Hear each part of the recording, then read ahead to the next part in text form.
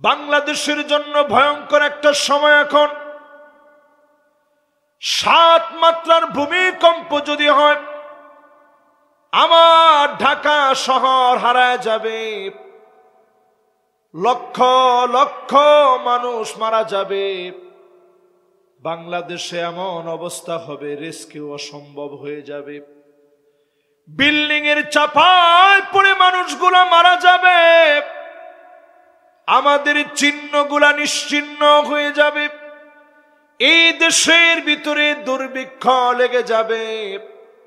5.7 মাত্রার ভূমিকম্প হয়েছে, অসংখ্য বিল্ডিং এর ভিতরে ফাটল ধরে গেছে, মসজিদের মিনারার ভিতরে ফাটল ধরে গেছে। কত মানুষ ঢাকা ছেড়ে গ্রামে চলে যাচ্ছে। আমরা সবাই ভূমিকম্পে ভয় করি, জলোচ্ছ্বাসকে ভয় করি, ঘূর্ণিঝড়কে আমরা ভয় করি, ভূমিধসকে আমরা ভয় করি।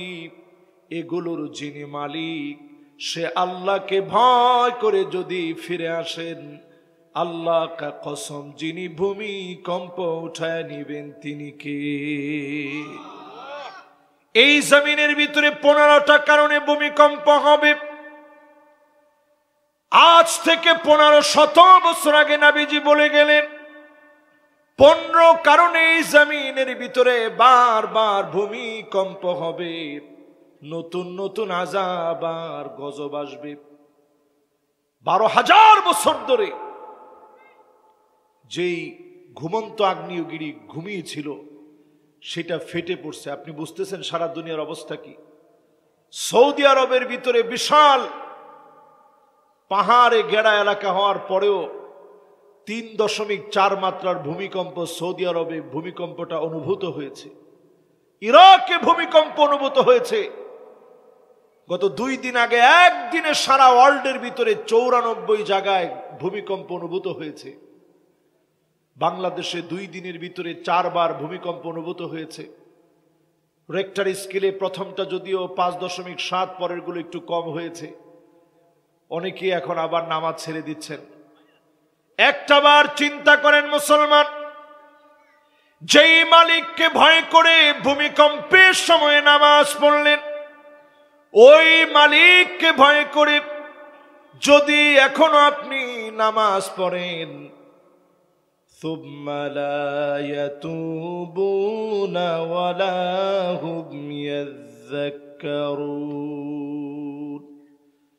তাওবা করার মতো যদি তাওবা করে ফেলেন, আল্লাহকে যদি স্মরণ করার মতো স্মরণ করতে পারেন, 15টা কারণে জমিনের ভিতরে ভূমিকম্প হয়। আমি চাই যে মেহমানরাও এটা শুনুক, সবার শোনা দরকার এটা। 15টা কারণে জমিনের ভিতরে ভূমিকম্প হয়। আগামীর পৃথিবী যে আমাদের শাসন করা দরকার, কেন শোনেন। 1 নাম্বার, ইজাত তুখিদাল ফাইয়ুদ ওয়ালা, রাষ্ট্রীয় সম্পদ, জনগণের সম্পদগুলা জনগণের যারা রক্ষক হবে তারা বক্ষণ করে ফেলবে।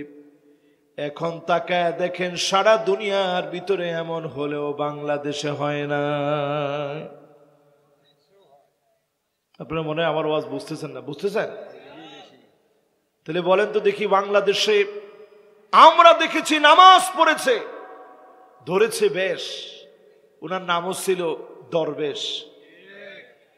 এই লোকগুলো যে পরিমাণ টাকা কামাইছে, আরেকজন তো মাশাআল্লাহ কপালের ভিতরে লম্বা লম্বা কর পড়ে গেছে, এত মোটা মোটা দাগ কপালের ভিতরে।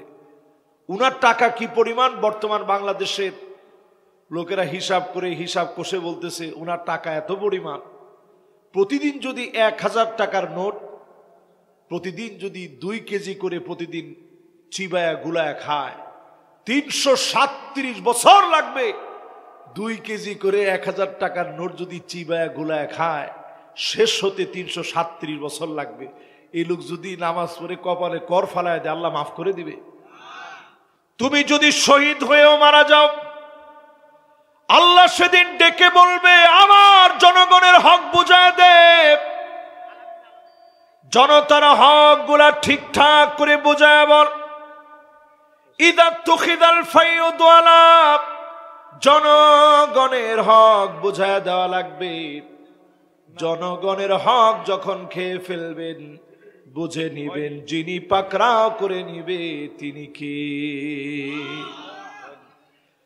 2 নাম্বার আলামত নবীজি বলে গেলেন কেন ভূমিকম্প হবে, আগ্নেয়গিরি কেন ফেটে পড়বে, মক্কাতুল মুকাররমায় কেন ভূমিকম্প হবে, সারা দুনিয়া কেন তছনছ হবে।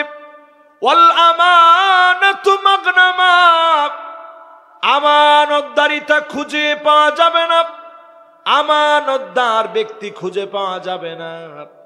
এখন আমাদের দেশে আমানতদার ব্যক্তি কম না বেশি?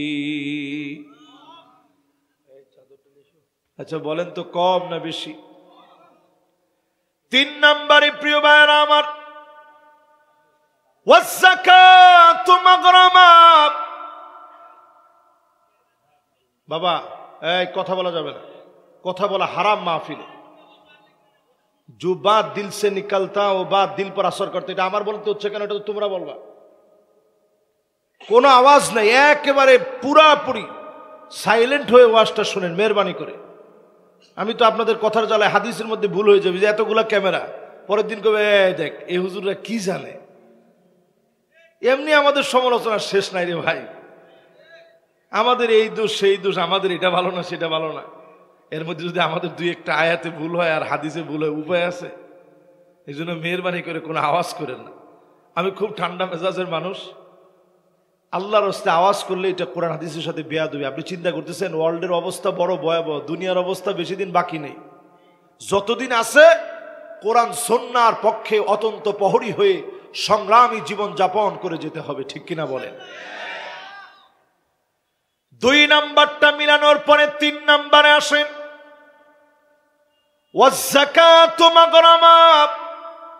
যাকাতকে মানুষ অভিশাপ মনে করবে। আওয়াজ করে বলেন যাকাতকে কি মনে করবে?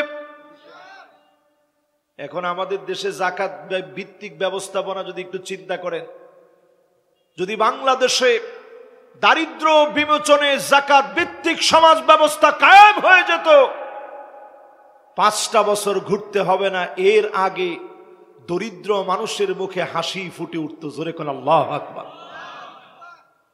এখন আপনারা কি যাকাত ব্যবস্থা চান? জোরে কোন চান? যাকাত ব্যবস্থাকে আল্লাহ তাআলা নফল করেন নাই, সুন্নত বানান নাই, ওয়াজিব করেন নাই। যাকাত ভিত্তিক দারিদ্রদের অধিকার আদায়ে যাকাতকে যিনি ফরজ বানায়া দিয়েছেন তিনি কে?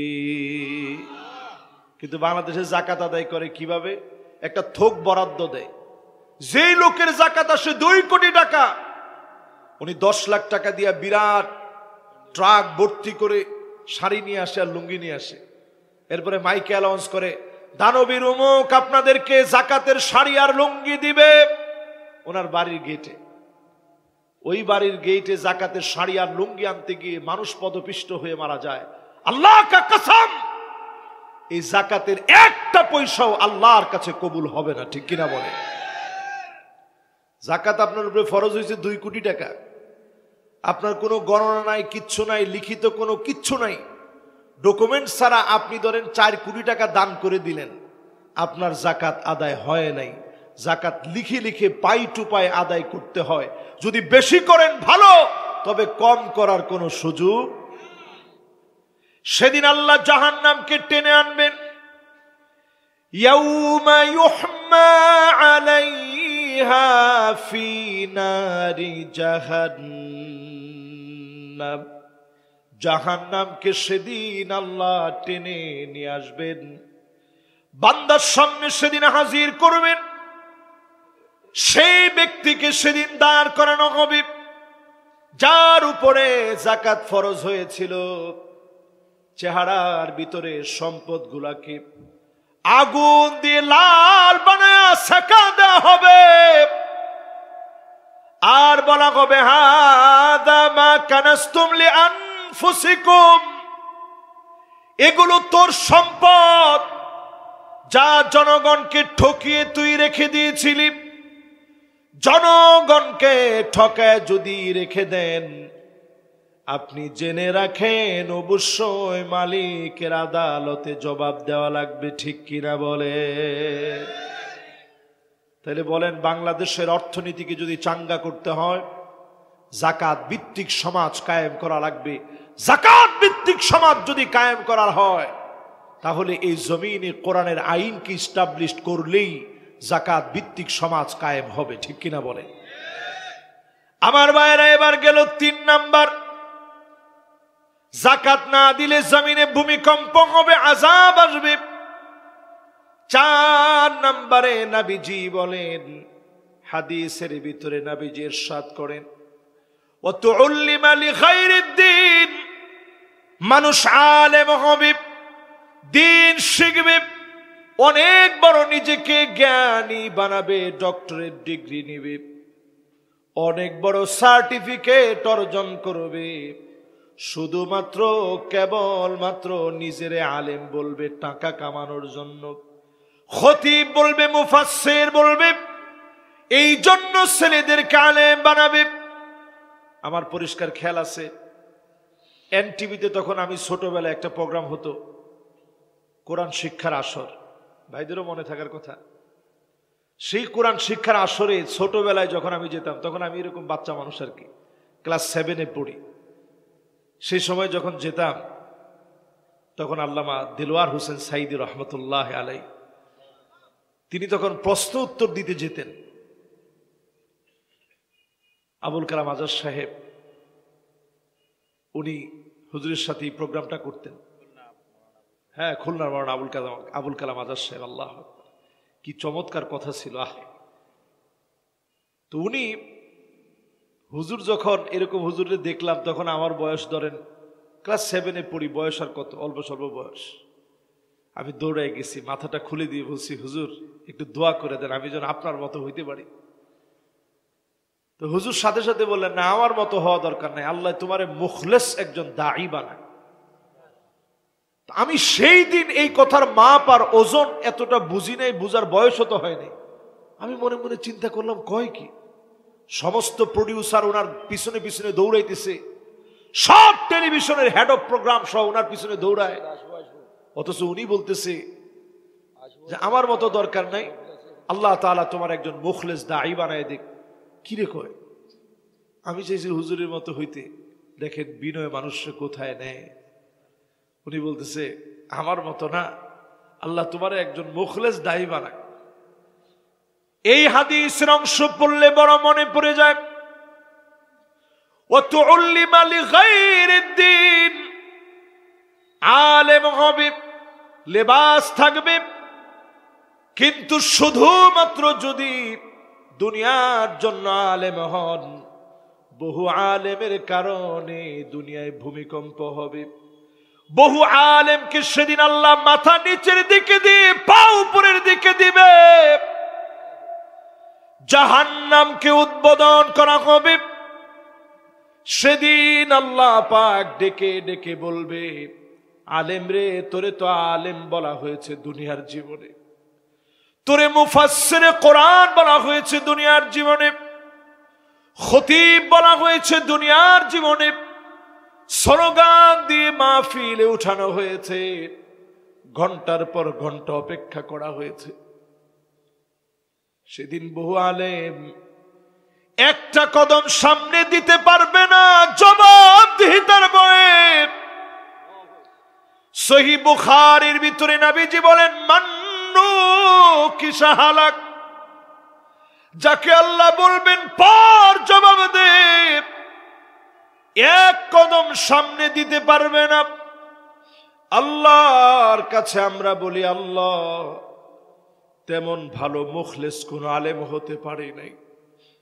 আলিমুন মুস্তামিলুন ইলমাহু, যে আলেম তার ইলম কাজে লাগিয়েছে, এমন আলেম হতে পারে নাই। আয় আল্লাহ, দিনের তরে ইসলামের জন্য শহীদ করে নিও। যদি এটুকুন দোয়া কবুল হয়ে যায়, হতে পারে যিনি মাফ করে দিবেন তিনি কে? أولا يرون أنهم يفتنون في كل عام مرة أو مرتين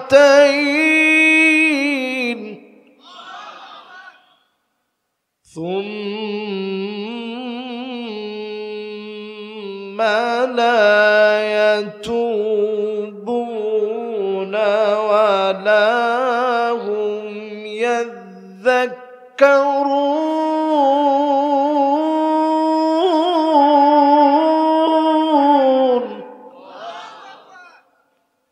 আল্লাহ পাক বলেন প্রত্যেকটা বছরে একবার অথবা দুইবার আমি আল্লাহ তোমাদেরকে ধরি।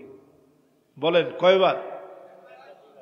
একবার অথবা দুইবার। 2025-এ আল্লাহ তাআলা অনেকবার ধরছেন।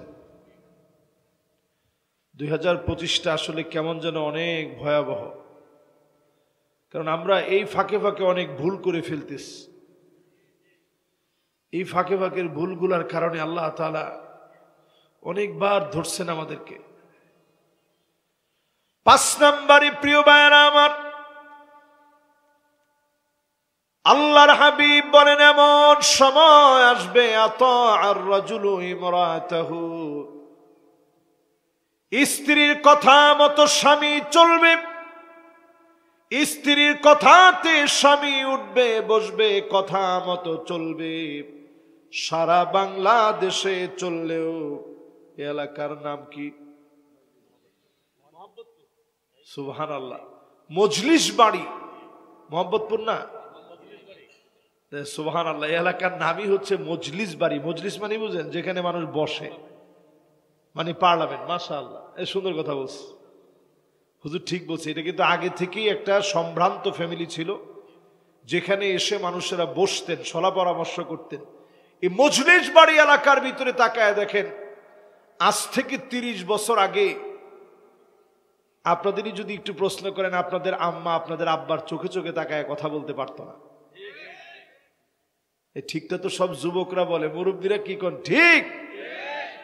কিন্তু এখনকার সময় আপনি তাকায় দেখেন, জামাইরে জারি ছাড়া স্ত্রী কথাই বলে না। এটাও ঠিক বলছে সব যুবকরা। মুরব্বীরা সব মাথা নিচের দিকে দিয়ে রাখছে যে হুজুর এই ওয়াজ আজকে না করলেও হবে।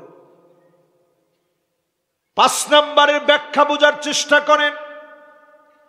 নারীরা এমন হবে আন্নানা, কথায় কথায় বলবে সব আমার নামে দাও, তোমার মা বাপরে 1 টাকা দেওয়া যাবে না।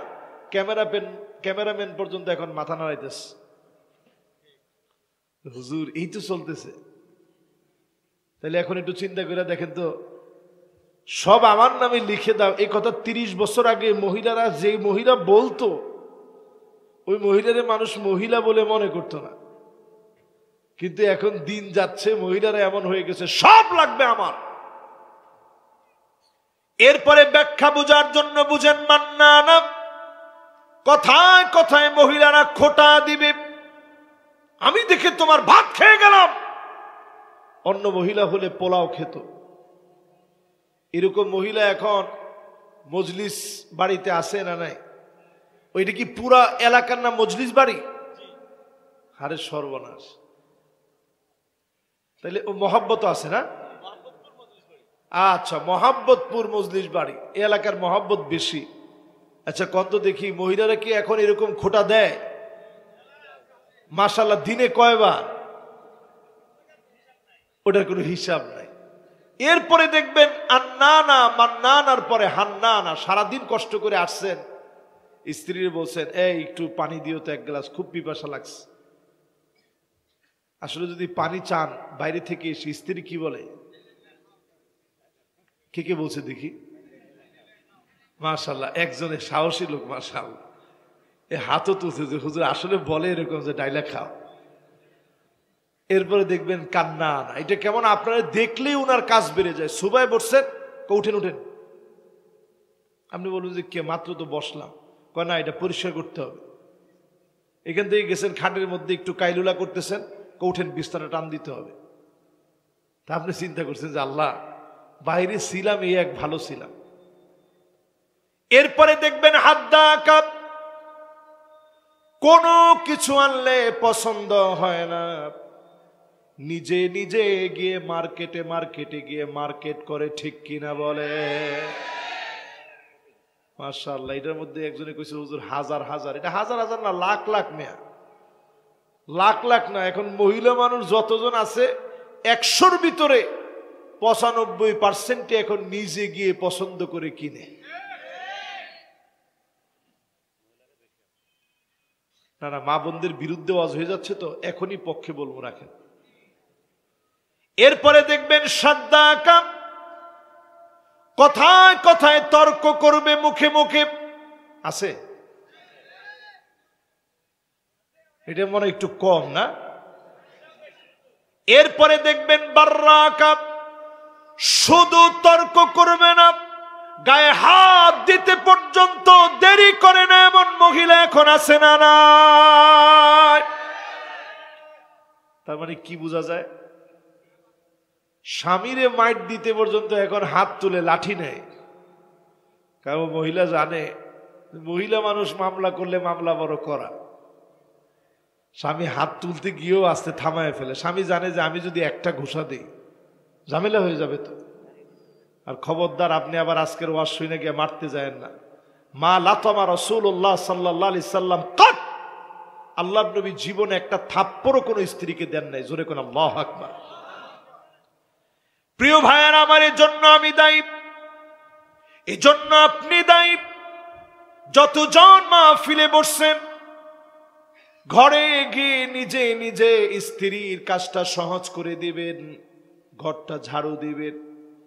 ফাকান্নাসা রাসূলুল্লাহ, আমার নবী নিজে ঘর নিজে ঝাড়ু দিতেন, আম্মা জানদেরকে তরকারিটা কেটে দিতেন, সবরের নসিহত করতেন, স্ত্রীদেরকে নিয়ে পারিবারিক বৈঠক করতেন, পরামর্শ নিতেন।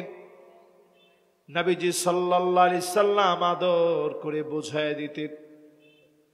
নবীজি বড় ভালোবেসে আদর করে বোঝাতেন, মায়া নিয়ে দরদ নিয়ে বোঝাতেন। স্ত্রীদের চোখে যদি পানি দেখতেন, আল্লাহর নবী নবীজি আমার দুইটা আঙ্গুল দিয়ে চোখের পানিগুলা আলতো করে আদর দিয়ে মুছে দিতেন। স্ত্রীরা অসুস্থ হয়ে গেলে পাশে বসে নবীজির সেবা করে দিতেন। নবীজি নিজে সূরা ইখলাস, সূরা ফালাক, সূরা নাস পড়তেন। বিশেষ করে মুআউযিযাতান, সূরা ফালাক, সূরা নাস পড়ে আম্মা জানদেরকে ফু দিয়ে দিতেন। নবীজি নিজে ঘুরতে নিয়ে যেতেন, আদর করে বিভিন্ন জায়গা দেখাতেন।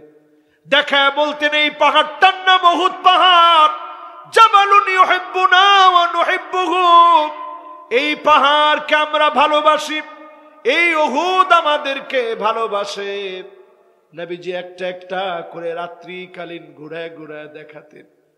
ঘরে তেমন খাবার ছিল না, কিন্তু আল্লাহ নবী স্ত্রীদেরকে কখনো নিজ থেকে কথা বলে কষ্ট দেন নাই। বলেন আল্লাহু আকবার। প্রিয় ভাইয়েরা আমার, যারা বসছেন আজকের মাহফিলে,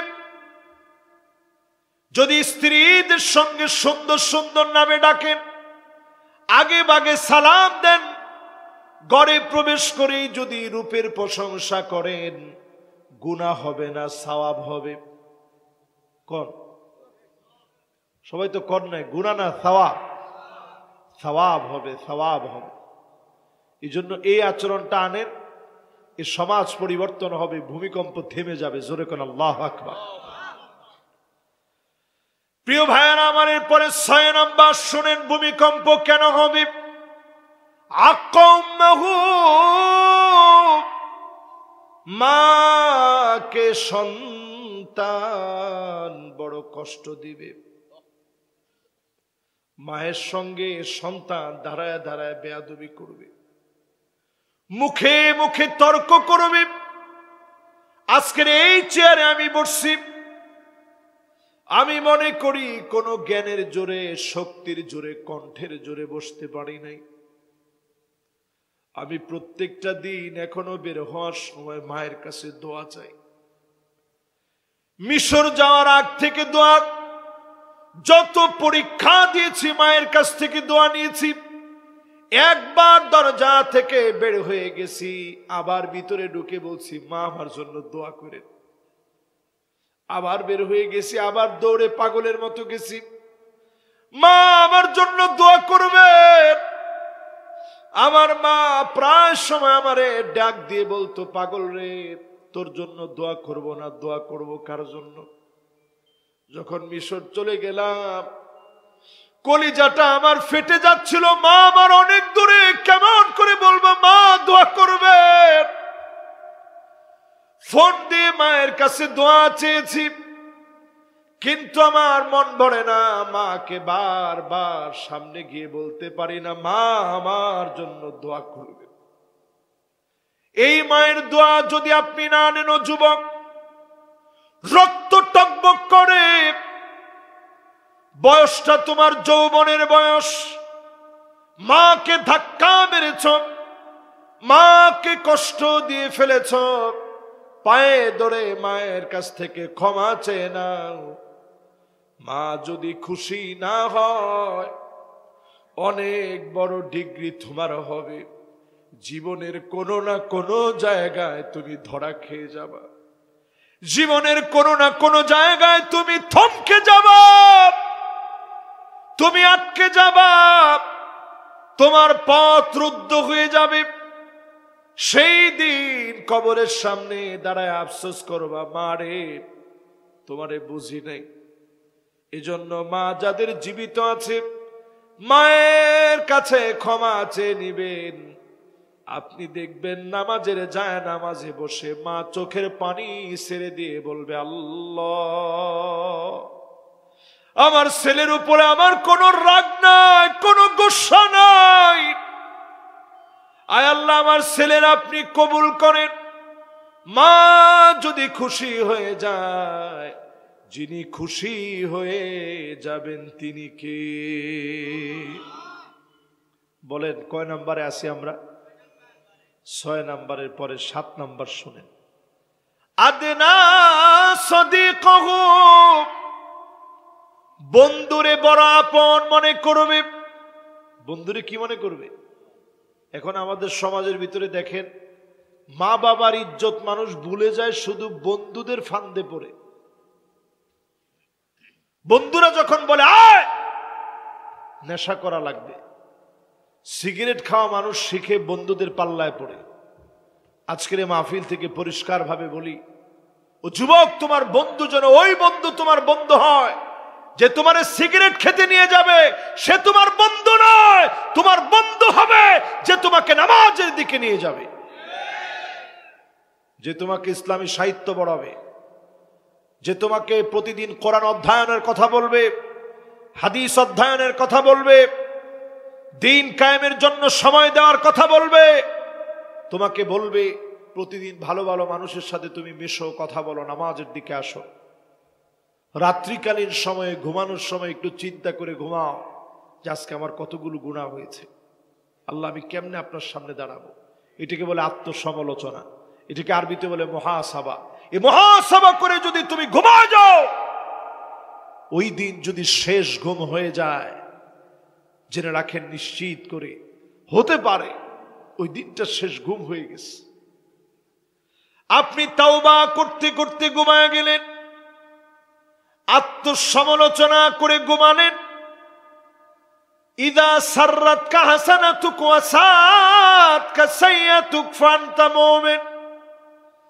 ভালো কাজগুলো আপনাকে আনন্দ দিয়েছে, মন্দ কাজের জন্য অনুতপ্ত হয়েছে, আল্লাহর হাবিব বলেন তুমি মুমিন। ঈমানের উপরে যদি আত্মসমালোচনা করতে করতে ঘুমায় যেতে পারেন, ওই দিন যদি শেষ ঘুম হয়ে যায়, আন্নাউমু আখুল মাউত, মৃত্যুর ভাইয়ের নাম হলো ঘুম। ওই দিন যদি শেষ ঘুম হয়ে যায়, যিনি আপনারে মাফ করে জান্নাতি বানায় দিবেন তিনি কে? ভাইরা আমার, কত নাম্বার বলতেছিলাম খেয়াল আছে? মাশাআল্লাহ, আমি অর্ধেক বলে ফেলছি। এবার 8 নাম্বারটা শুনেন, মনোযোগ আছে সবার। 8 নাম্বারে প্রিয় ভাইরা আমার, আকসাবাহু, বাপরে বড় পর বানাবে। কত যুবক এখন বাপেরে বলে, আরে দূর, তুমি কি বুঝবা? আপনি যেটা বললেন, বাপ মনে কষ্ট নেয় না, কিন্তু বাপের মনে বড় আফসোস লাগে, যাহারে আমার এই ছেলের জন্য হাতের মধ্যে কর পড়ে গেছে, তারে শিক্ষিত বানাইলাম, সে শিক্ষিত হয়েছে বলে আমি পড়াশোনা করি নাই। আমি বাপেরে ধমক দিয়া কই, আমি কি বুঝি? আহারে বাপরে, আমি এদূর বুঝতে গিয়ে তোর জন্য সব শেষ করে দিস। আমি আমার এই ক্ষুদ্র জীবনে এমনও বাপ দেখছি, রিক্সা চালায় সন্তানকে ঢাকা শহরে পড়াইস। সন্তান ঠিকই পড়াশোনা করে বড় হয়েছে, বাপের খবর নেই নেই। সন্তান মনে করছে জিতা গেছে, কিছুদিন যাইতে পারে নাই, এই সন্তান বিয়ে করছে, বাচ্চা হয় না হয় না হয় না হয় না হয় না, অনেক দিন চলে গেছে। পরে বাচ্চা হয়েছে, আল্লাহর ফয়সালা একটা প্রতিবন্ধী বাচ্চা হয়েছে, অটিস্টিক একটা বেবি হয়েছে, স্পেশাল চাইল্ড, যাদেরকে বলা হয় আতফালুল মুআওয়াকিন। আমি খাটো করতেছি না, চিন্তা করেন, বাপের খবর নেয় না, বাপ রিক্সা চালাইস। কেমন করে আপনি জবাব দিবেন আল্লাহর কাছে? বাপ আপনার কাছে বেশি কিছু চায় না। আপনার স্ত্রী রে বলে রাখবেন, আমার মা বাপ আমার সঙ্গে খাবে, যা সে একসঙ্গে খাবো, প্রয়োজনে দুজনের খানা 4 জনে ভাগ করে খাবো, 3 জনের খানা 6 জনে খাবো। এরপরও আমার মা বাপকে বাদ দিব না। আমার মা বাপকে বাদ দিয়ে একা একা আমরা ভাত খাবো না, মা বাপকে সঙ্গে নিয়ে খাবো। এই মা বাপকে সঙ্গে নিয়ে খেলেন, অল্পের ভিতরে যিনি বরকত বাড়ায় দিবেন তিনি কে? বাপের সম্মান দিতে শিখেন। বেশি দিন দূরে না, এই এলাকার ভিতরে আজ থেকে 30, 40, 50 বছর আগে বাপ আর মা যে খাটে থাকতো, ওই খাটের ভিতরে সন্তান বসতো না। দেখেন আপনাদের উস্তাদ উনি কি বলে, উনি আলহামদুলিল্লাহ পাশের মাদ্রাসার সম্মানিত শিক্ষক। আমি দেখলাম এখানের আয়োজক কমিটির সবাই ওনার ছাত্র,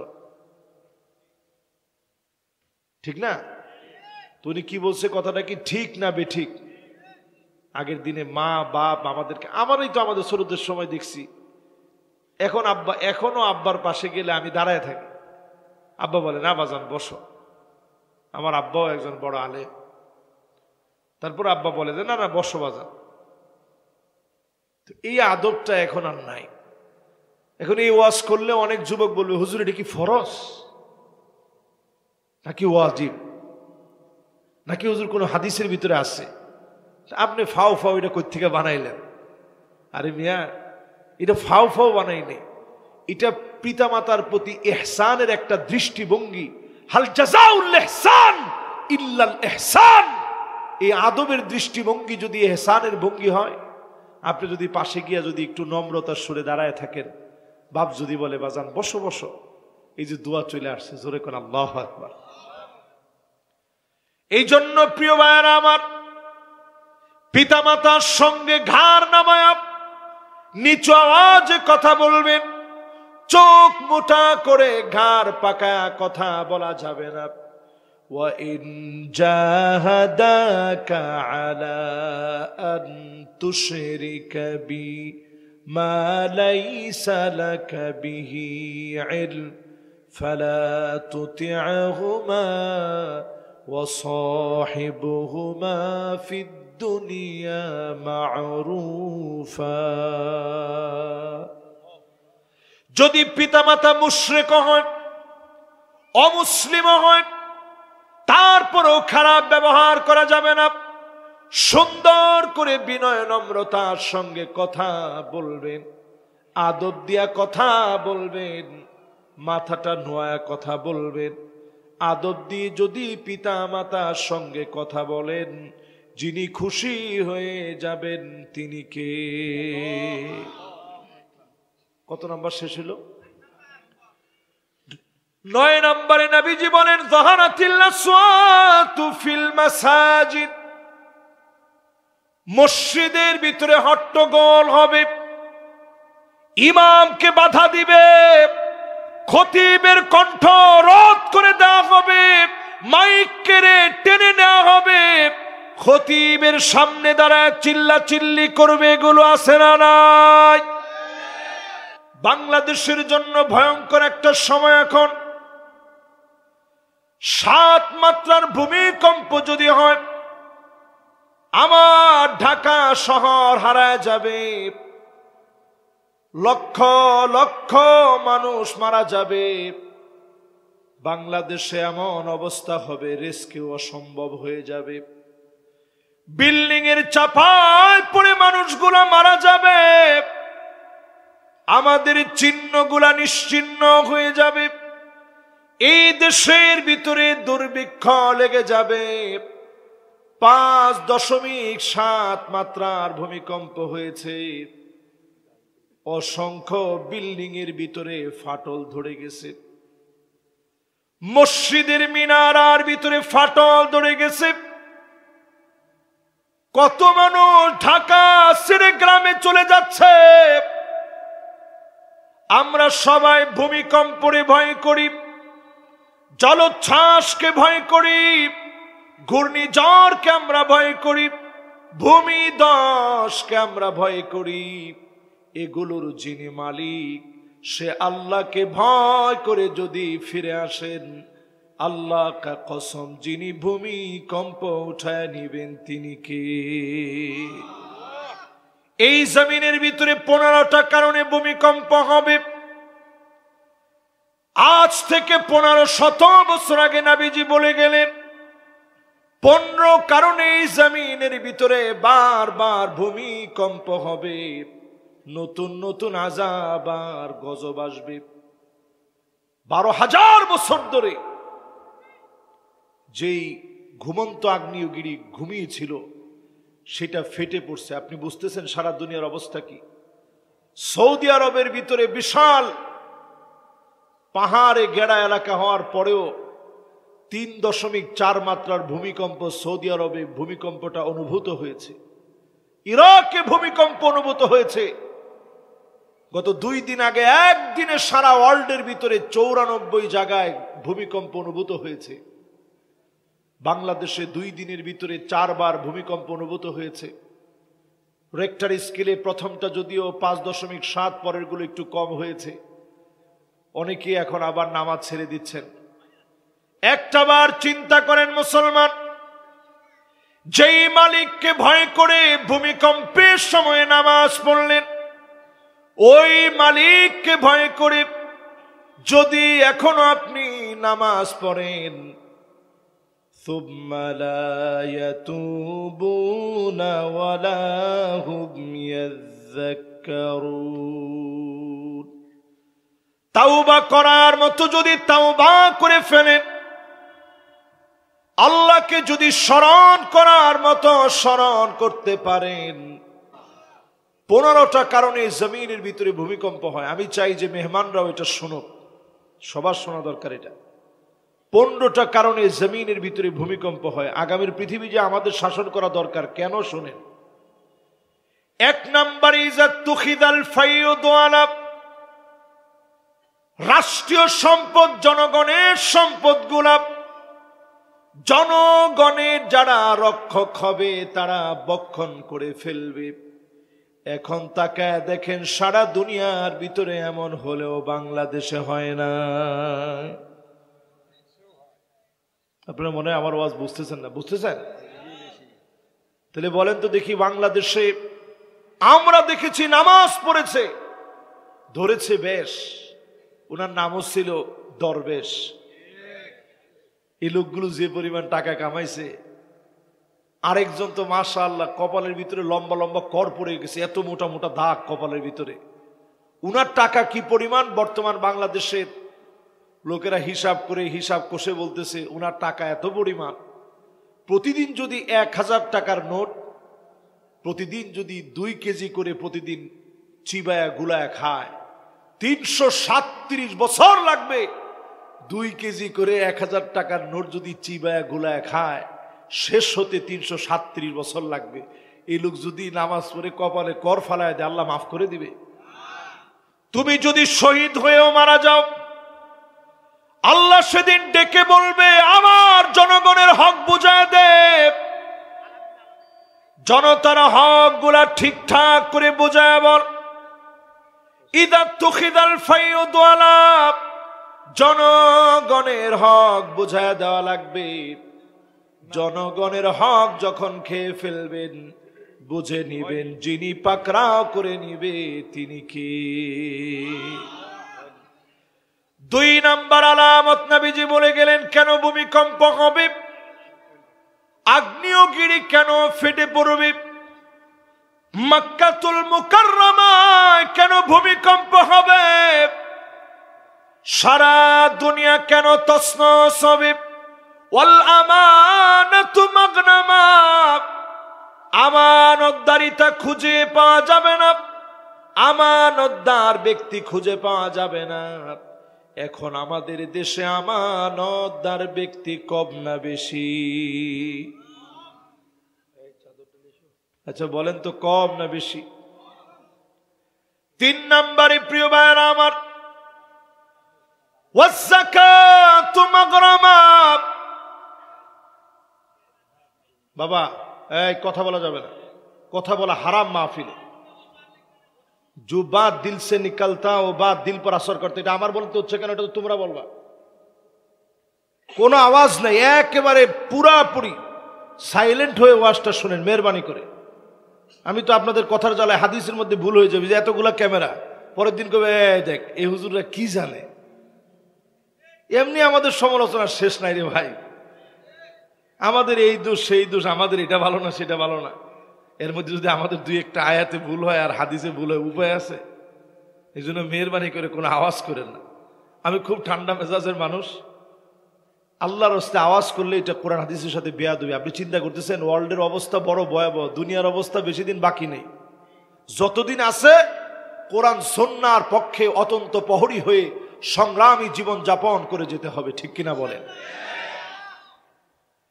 2 নাম্বারটা মিলানোর পরে 3 নাম্বারে আসেন, ওয়াজ্জাকাতু মাগরামা। যাকাতকে মানুষ অভিশাপ মনে করবে। আওয়াজ করে বলেন যাকাতকে কি মনে করবে? এখন আমাদের দেশে যাকাত ভিত্তিক ব্যবস্থাপনা যদি একটু চিন্তা করেন, যদি বাংলাদেশে দারিদ্র বিমোচনে যাকাত ভিত্তিক সমাজ ব্যবস্থা কায়েম হয়ে যেত, 5টা বছর ঘুরতে হবে না, এর আগে দরিদ্র মানুষের মুখে হাসি ফুটে উঠত। জোরে কোন আল্লাহু আকবার। এখন আপনারা কি যাকাত ব্যবস্থা চান? জোরে কোন চান? যাকাত ব্যবস্থাকে আল্লাহ তাআলা নফল করেন নাই, সুন্নত বানান নাই, ওয়াজিব করেন নাই। যাকাত ভিত্তিক দারিদ্রদের অধিকার আদায়ে যাকাতকে যিনি ফরজ বানায়া দিয়েছেন তিনি কে? কিন্তু বাংলাদেশে যাকাত আদায় করে কিভাবে? একটা থোক বরাদ্দ দেয়। যেই লোকের যাকাত আসে 2 কোটি টাকা, উনি 10 লাখ টাকা দিয়া বিরাট ট্রাক ভর্তি করে শাড়ি নিয়ে আসে আর লুঙ্গি নিয়ে আসে। এরপরে মাইকে অ্যানাউন্স করে দানবীর অমুক আপনাদেরকে যাকাতের শাড়ি আর লুঙ্গি দিবে। ওনার বাড়ির গেটে, ওই বাড়ির গেটে যাকাতের শাড়ি আর লুঙ্গি আনতে গিয়ে মানুষ পদপিষ্ট হয়ে মারা যায়। আল্লাহ কা কসম, এই যাকাতের একটা পয়সাও আল্লাহর কাছে কবুল হবে না, ঠিক কিনা বলে? যাকাত আপনার উপরে ফরজ হয়েছে 2 কোটি টাকা, আপনার কোনো গণনা নাই, কিচ্ছু নাই, লিখিত কোনো কিচ্ছু নাই, ডকুমেন্ট ছাড়া আপনি ধরেন 4 কোটি টাকা দান করে দিলেন, আপনার যাকাত আদায় হয় নাই। যাকাত লিখে লিখে পাই টু পাই আদায় করতে হয়। যদি বেশি করেন ভালো, তবে কম করার কোনো সুযোগ। সেদিন আল্লাহ জাহান্নামকে টেনে আনবেন। ইয়াউমা ইউহমা আলাইহি আলাইহা ফি নারি জাহান্নাম, জাহান্নামকে সেদিন আল্লাহ টেনে নিয়ে আসবেন, বান্দার সামনে সেদিন হাজির করবেন। সেই ব্যক্তিকে সেদিন দাঁড় করানো হবে যার উপরে যাকাত ফরজ হয়েছিল। চেহারার ভিতরে সম্পদ গুলাকে আগুন দিয়ে লাল বানায় সেকা দেওয়া হবে, আর বলা হবে হাদা মা কানাস্তুম লিআনফুসিকুম, এগুলো তোর সম্পদ যা জনগণকে ঠকিয়ে তুই রেখে দিয়েছিলি। জনগণকে ঠকায় যদি রেখে দেন, আপনি জেনে রাখেন অবশ্যই মালিকের আদালতে জবাব দেওয়া লাগবে, ঠিক কিনা বলে? তাহলে বলেন, বাংলাদেশের অর্থনীতিকে যদি চাঙ্গা করতে হয়, যাকাত ভিত্তিক সমাজ কায়েম করা লাগবে। যাকাত ভিত্তিক সমাজ যদি কায়েম করার হয়, তাহলে এই জমিনে কোরআনের আইনকে ইস্টাবলিশ করলেই যাকাত ভিত্তিক সমাজ কায়েম হবে, ঠিক কিনা বলে? আমার ভাইয়েরা, এবার গেল 3 নাম্বার। যাকাত না দিলে জমিনে ভূমিকম্প হবে, আযাব আসবে। 4 নম্বরে নবীজি বলেন, হাদিসের ভিতরে নবীজি ইরশাদ করেন, ওয়া তুউল্লিমা লিগাইরিদ্দিন, মানুষ আলেম হবে, দিন শিখবে, অনেক বড় নিজেকে জ্ঞানী বানাবে, ডক্টরেট ডিগ্রি নেবে, অনেক বড় সার্টিফিকেট অর্জন করবে, শুধুমাত্র কেবলমাত্র নিজের আলেম বলবে টাকা কামানোর জন্য, খতিব বলবে, মুফাসসির বলবে, এই জন্য ছেলেদেরকে আলেম বানাবে। আমার পরিষ্কার খেয়াল আছে, এনটিভিতে তখন আমি ছোটবেলায় একটা প্রোগ্রাম হতো, কোরআন শিক্ষার আসর, ভাইদেরও মনে থাকার কথা। সেই কোরআন শিক্ষার আসরে ছোটবেলায় যখন আমি যেতাম, তখন আমি এরকম বাচ্চা মানুষ আর কি, ক্লাস 7-এ পড়ি। সেই সময় যখন যেতাম, তখন আল্লামা দিলওয়ার হোসেন সাইদি রহমতুল্লাহ আলাই, তিনি তখন প্রশ্ন উত্তর দিতে যেতেন। আবুল কালাম আজাদ সাহেব, উনি হুজুরের সাথে এই প্রোগ্রামটা করতেন। হ্যাঁ, খুলনার মৌলানা আবুল কালাম আজাদ সাহেব, আল্লাহ কি চমৎকার কথা ছিল। তো উনি হুজুর যখন এরকম হুজুরে দেখলাম, তখন আমার বয়স ধরেন ক্লাস 7-এ পড়ি, বয়স আর কত, অল্প স্বল্প বয়স। আমি দৌড়াই গেছি, মাথাটা খুলে দিয়ে বলছি, হুজুর একটু দোয়া করে দেন, আমি যেন আপনার মতো হইতে পারি। তো হুজুর সাথে সাথে বললেন, না, আমার মতো হওয়া দরকার নাই, আল্লাহ তোমারে মুখলেস একজন দাঈ বানায়। আমি সেই দিন এই কথার মাপ আর ওজন এতটা বুঝি নাই, বুঝার বয়সও তো হয়নি। আমি মনে মনে চিন্তা করলাম, কয় কি, সমস্ত প্রডিউসার ওনার পিছনে পিছনে দৌড়াইতেছে, সব টেলিভিশনের হেড অফ প্রোগ্রাম সহ ওনার পিছনে দৌড়ায়, অথচ উনি বলতেছে যে আমার মতো দরকার নাই, আল্লাহ তাআলা তোমার একজন মুখলেস দাঈ বানায় দিক। কিরে কয়, আমি চাইছি হুজুরের মতো হইতে, দেখেন বিনয় মানুষকে কোথায় নেয়। উনি বলতেছে আমার মতো না, আল্লাহ তোমার একজন মুখলেস দাঈ বানায়। এই হাদিসের অংশ পড়লে বড় মনে পড়ে যায়, ওয়া তুউল্লিমা লিগাইরিদ্দিন, আলেম হবে, লেবাস থাকবে, কিন্তু শুধুমাত্র যদি দুনিয়ার জন্য আলেম হন, বহু আলেমের কারণে দুনিয়ায় ভূমিকম্প হবে। বহু আলেমকে সেদিন আল্লাহ মাথা নিচের দিকে দিয়ে পা উপরের দিকে দিবে, জাহান্নামকে উদ্বোধন করা হবে। সেদিন আল্লাহ পাক ডেকে ডেকে বলবে, আলেম রে, তোরে তো আলেম বলা হয়েছে দুনিয়ার জীবনে, তোরে মুফাসসিরে কোরআন বলা হয়েছে দুনিয়ার জীবনে, খতিব বলা হয়েছে দুনিয়ার জীবনে, স্লোগান দিয়ে মাহফিলে উঠানো হয়েছে, ঘন্টার পর ঘন্টা অপেক্ষা করা হয়েছে। সেদিন বহু আলেম একটা কদম সামনে দিতে পারবে না, জবাবদিহিতার ভয়ে। সহিহ বুখারীর ভিতরে নবীজি বলেন, মান্নু কিসা হালাক, যাকে আল্লাহ বলবেন পর জবাব দে, এক কদম সামনে দিতে পারবে না। আল্লাহর কাছে আমরা বলি, আল্লাহ তেমন ভালো মুখলেস কোন আলেম হতে পারে নাই। আলিমুন মুস্তামিলুন ইলমাহু, যে আলেম তার ইলম কাজে লাগিয়েছে এমন আলেম হতে পারে নাই। আয় আল্লাহ, দ্বীনের তরে ইসলামের জন্য শহীদ করে নিও। যদি এটুকুন দোয়া কবুল হয়ে যায়, হতে পারে যিনি মাফ করে দিবেন তিনি কে?